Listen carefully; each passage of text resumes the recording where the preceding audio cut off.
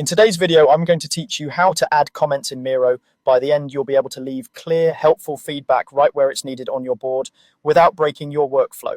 First, open your Miro board. From your dashboard, click the board where you want to add comments. If you have a lot of boards, use the search bar or the recent boards section to find it quickly. Give the board a moment to load and make sure you're zoomed to a comfortable level so you can see the item you want to discuss.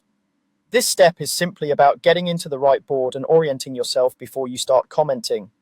Next, select the object you want to comment on. This could be a sticky note, a shape, an image, anything you see on the canvas.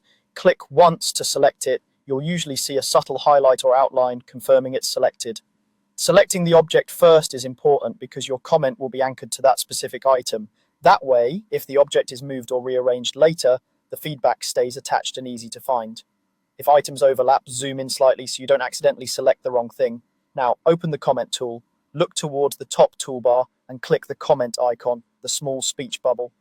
If you prefer shortcuts, press the C key on your keyboard. If the toolbar is hidden, just move your cursor toward the top of the screen and it should reappear. Using the keyboard shortcut is a great habit if you'll be leaving a lot of feedback as it keeps you moving quickly between items. A comment box will appear right where you clicked. Type your message, then click post to add it.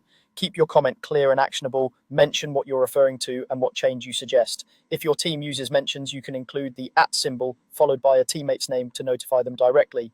Pressing enter will post the comment. If you want a new line without posting, use Shift+Enter.